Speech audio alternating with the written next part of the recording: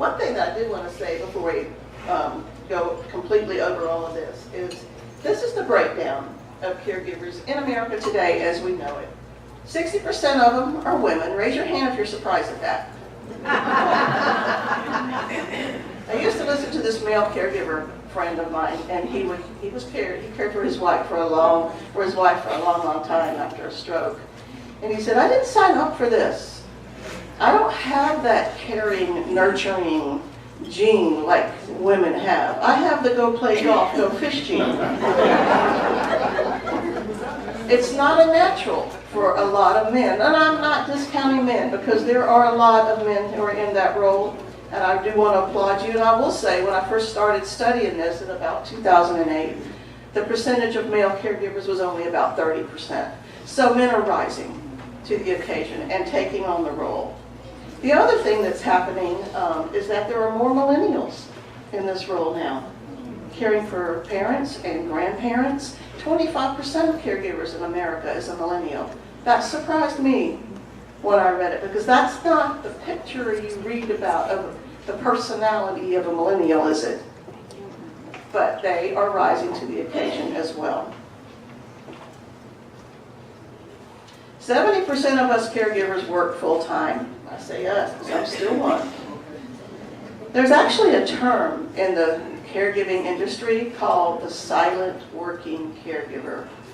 Over 50% of caregivers choose not to tell their employer that they're caring for a loved one at home. Now, why do you think that is?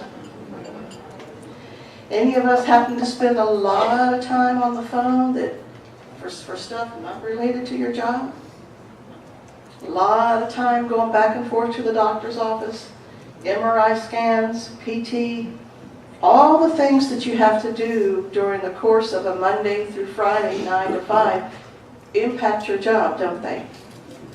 I can so relate, because I went through that a lot with my sweet father, who called me sometimes 3 or 4 times in the middle of the day. When he was taking care of my mom, and it was really challenging because of her dementia.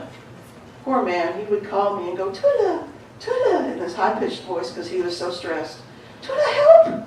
Toula, talk to her! Talk to her! She wants another hydrocodone. We just gave her one 3 minutes ago. She doesn't remember. Talk to her!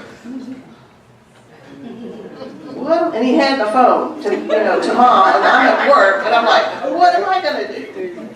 You know, that is real life for the working caregiver.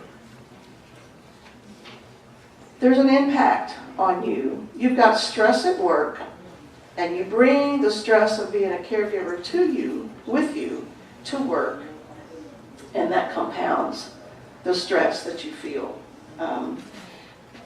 Working caregivers report that about 68% of them make accommodations. They either go part-time, maybe if they're lucky, have an employer will let them work from home for a while, do some job sharing.